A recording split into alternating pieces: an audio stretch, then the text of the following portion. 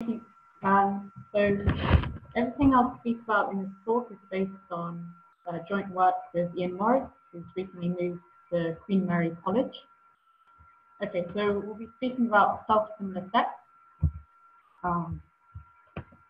Okay, so what is a self-similar set? So it's a type of fractal set which is composed of similar copies of itself. Okay, by which we mean that F is given as the union of copies of itself under maps Si, where each Si is a similarity contraction. By which we mean that there exists some contraction ratio Ri between 0 and 1, so the Si contracts distances in Rd by this contraction ratio R. Okay, and by the classical work of Hutchinson, we know that given a finite family of similarity contractions Si, there exists some unique non-empty compactor F with this invariant property. So throughout the talk, when I say self-similar set, I'm simply referring to this unique set which exists by this result. Okay, so just a couple of practical examples. So first, we've got the middle third cancel set. How do we construct this? So we begin with the unit line segment, divide it into 3 equal parts, and remove the middle part, which leaves us with 2 equally sized line segments, each of which we also divide into 3 equal parts, remove their middle parts, and so on. And then what we get in the limit of this procedure is the middle third cancel set. Okay, so this is a self-similar set just because it's the union of copies of itself under the map S1 and under the map S2. So the left-hand one is under S1 and the right-hand one is under S2, so contracted down by a third plus a translation. Okay, so now another well-known example which can be embedded in the plane. So this is the Sierpinski triangle. Again, this can be constructed similarly to the cancel set. We just begin with an equilateral triangle, divide it into 4 equally sized equilateral triangles and remove the middle one, and then do the similar trick where you take each of the 3 remaining ones, divide them into 4 equally sized equilateral triangles, remove the middle one, and so on. And what you get in the limit is again the Sierpinski triangle, which is again a self-similar set. It's a union of 3 copies of itself, each of which has been contracted down by half and translated according to the translation vectors that you can see in this map. Okay, so what is the chaos game? So in his 1988 textbook, Fractals Everywhere, Michael Barnsley introduced an algorithm for generating self-similar sets and other fractal sets by a random procedure which he called the chaos game. Okay, so to demonstrate how this works, let's take the example from the previous slide, the Sierpinski triangle. So we have these maps again, S1, S2, and S3, and then let's fix some probability vector. For simplicity, we'll fix the uniform probability vector, and then we'll choose an initial point 0. Okay, so here I've sketched the outline of the equilateral triangle. So in this picture, this red point here will be point 0, which is the origin rather. This will be the point 1, 0, so on. Okay, so you choose one of the maps S1, S2, or S3 according to this probability vector, which is the uniform one. So each one has equal chance of getting chosen. So let's suppose we choose the third map, S3. Now we apply this third map to this point 0, and then that takes us to this point. Okay, so now again, we choose one of the 3 maps independently of the previous choice, according to this probability vector. So perhaps this time we choose S2, we'll apply it to this point, and this will give us a new point down here. And then we do this again, each time choosing one of the maps independently of previous choices according to this probability vector, and we'll apply the map to the last slotted point. So perhaps we'll choose S2 again, then S1, and so on. And if I were to do this for a long time, then eventually this collection of points I'm plotting would start to approximate the Sierpinski triangle. Okay, so in general, how does this work? So you have a self-similar set, and you have it's given by unions of copies of itself under these maps S1 of the Fn. You choose a probability vector where each of the probabilities are positive. And then you choose a starting point which should belong to your self-similar set. So to guarantee that, it's enough to choose a fixed point of one of the maps. For example, in the last slide, 0 was the fixed point of the first map. And then for each n, you choose an index between 1 and n, independently and according to your probability vector. And then you define your nth point xn recursively, so you define it as by applying xin to the n-1 point. Okay, so as demonstrated in the previous slide, this will define a sequence points, and it can be shown that this sequence of points will be almost surely dense in the self-similar set X. Okay, so the main question we'll be interested in this talk is how quickly does this randomly generated sequence become dense in the self-similar set? Okay, so clearly this will depend on the probability vector, because for instance, if you gave the first map probability almost 1 and the other map probability close to 0, then points which are close to the fixed point of the first map will be favored a lot more than other points in the self-similar set. And this will mean that the chaos game will take longer to generate something dense, essentially. So this kind of suggests a secondary question, which is, are there any probabilities which you can choose which will make the chaos game most efficient at rendering your self-similar set? Okay, so just to answer these questions, so to make these questions a little more precise, let's introduce the following definition of being delta dense. So if we have the F and the subset X is F, then we say that X is delta dense in F if every point Z in F can be approximated by a point in X, so that the distances between these 2 points correlate delta.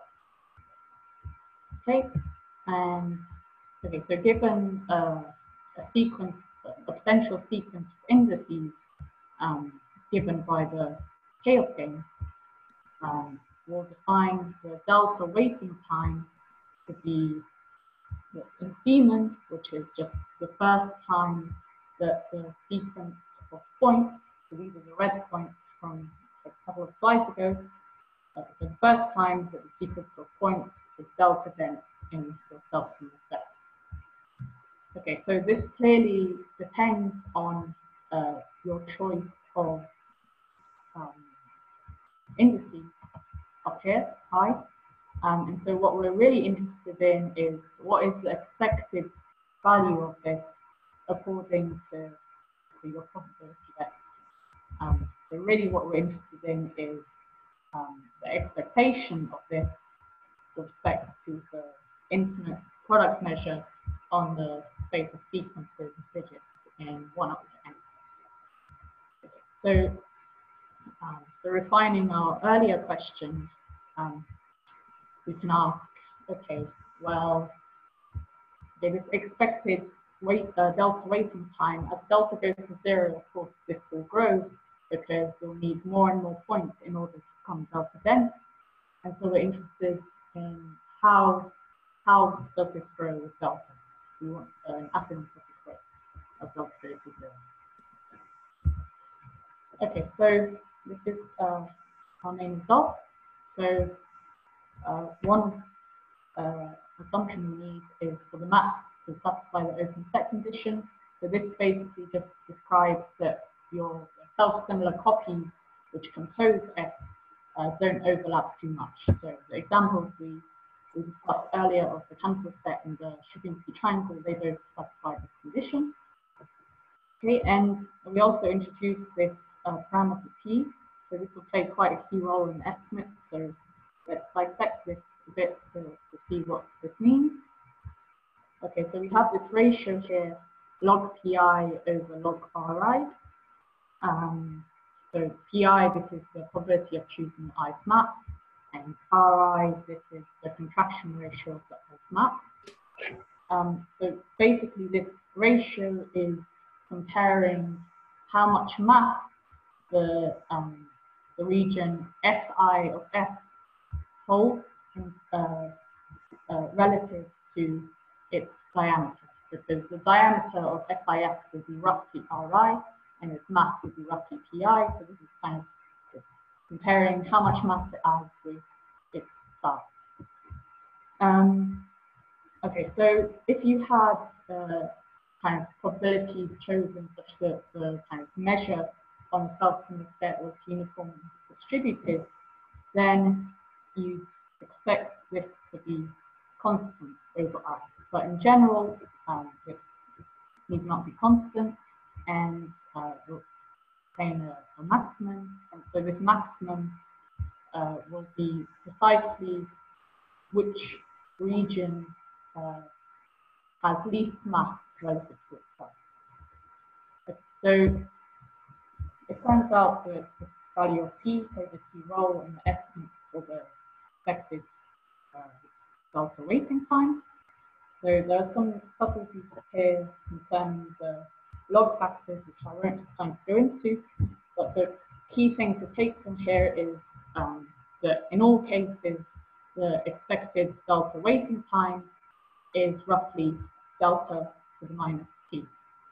And the reason for this is it turns out that the expected delta waiting time is determined by which area of the self-similar set is most difficult to access by the chaos game. And this in turn is which region has least mass, least measure relative to its size. And this in turn is just the copy of S under iterates of the map Si, where I is the indices which maximizes this quantity here. Okay. So, as I mentioned earlier, a measure which distributes mass uniformly over the self-similar set, this will be one where this ratio is constant over I. And it turns out that there's a unique measure of this property.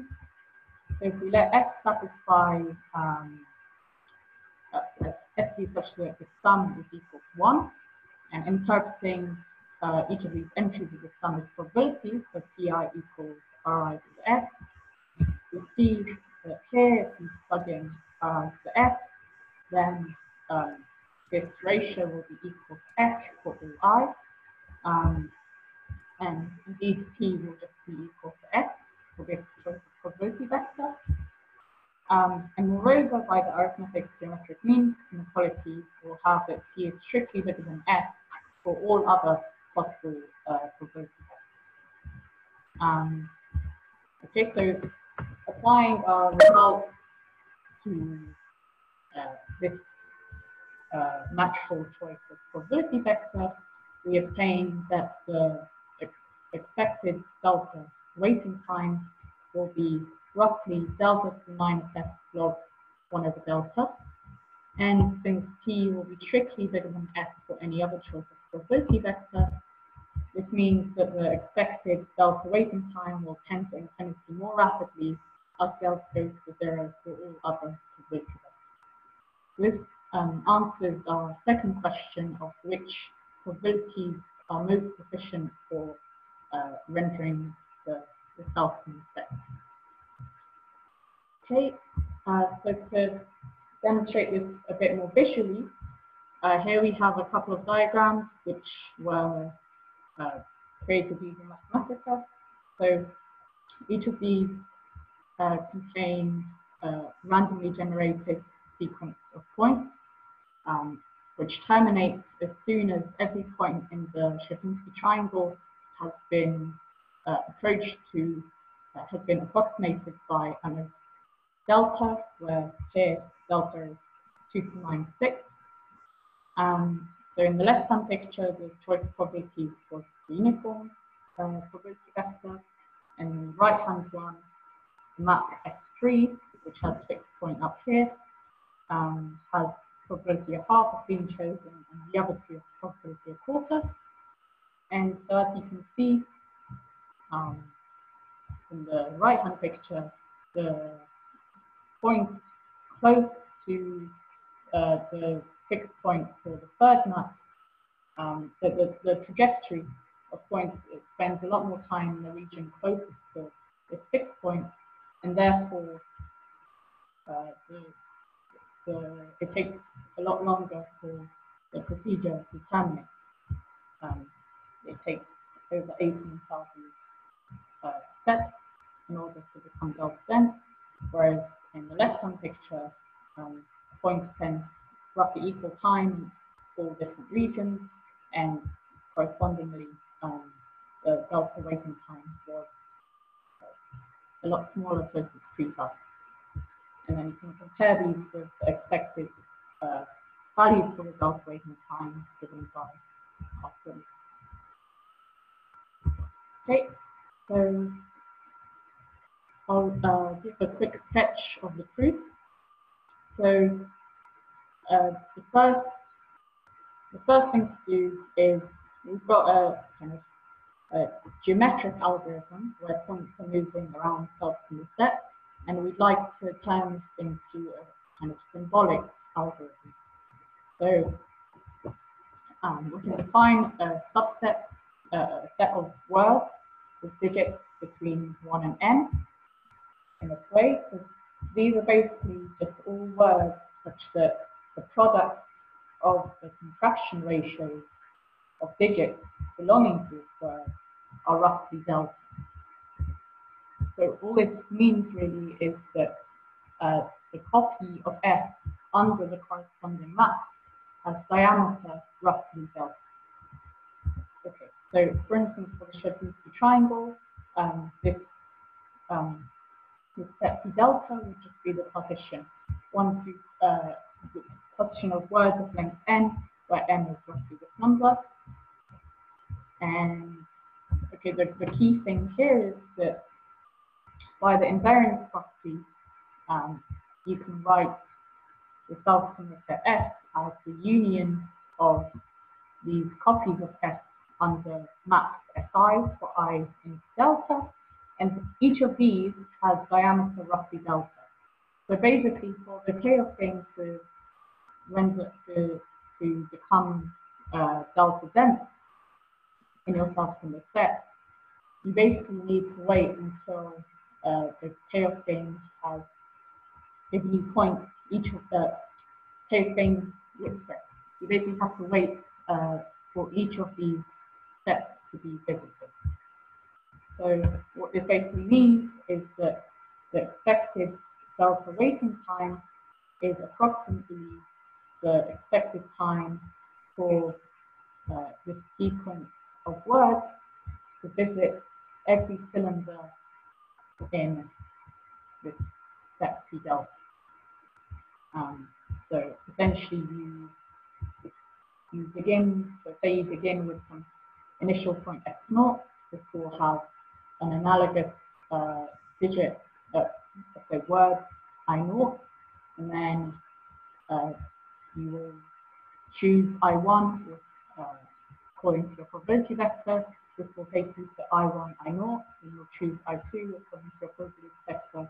This will give you I2, I1, I0, and so on, and you're waiting for this sequence of words to visit every cylinder. Okay, so this gives you a symbolic analog of the algorithm, and now we can model this using a Markov chain on the state space P delta, where the transition matrix is given by this matrix here. So in particular, the transition probability from I to J will be given by Pk, where the cylinder K I is a subset of the cylinder J. Okay, so what's going on? Well, if we begin at a point X in Xi of S, then if we choose K, probability Pk, then applying this map Sk to the point S will give you a new point which belongs to Sk Si of S, since X is in Sis, and by this property, Sk Si of S will be a subset of Sjs. So your new state will be J. Okay, so this basically defines an irreducible Markov chain, and we can now use classical methods. Well, so you've got an irreducible Markov chain, and the delta waiting time is now the expected time for this Markov chain to visit all of its states. So at this point, we can now use classical methods from theory of covering time for Markov chains. So I think I have. Okay. So I won't go into this part because I think I'm running out of time. But for this part, there's a method called Matthew's method, which allows you to obtain estimates on the covering time for Markov chain in terms of two factors. One is just this sum here, which is just related to the size of the state space, which turns out to be log of 1 over delta. And then the second is the expected time to visit a particular state, and this in turn is related to the probability associated with that state, the stationary probability associated with that. Okay, so I won't go through these details. Okay, so just to wrap up, some further questions. So kind of measured progressive analog of the chaos gain is if you put a Dirac mass at each point that you visit by the chaos gain and you normalize by the number of points, then these measures will approach the limit measure, and you can ask the analogous question of how long does it take for these measures to approach each other, for instance, with respect to the log-time distance. Okay, another question, well, we've spoken about self-similar sets here, but what about more general practical sets, such as those associated with the iterative function systems with more general conformal maps or affine maps, or for instance, if the open set condition is not satisfied, so your self-similar copies are overlapping each other. And then finally, we can ask analogous questions in the context of dynamic systems. So for instance, if we take the doubling map and the Z measure, then we know that for Z almost for X, the orbit will be dense, X will be dense in 0, 1. And so we can again ask what's the expected amount of time that it will take to become self-dense in 0, 1. And so using very similar methods to those described earlier, we can tackle this case, but perhaps for more general dynamics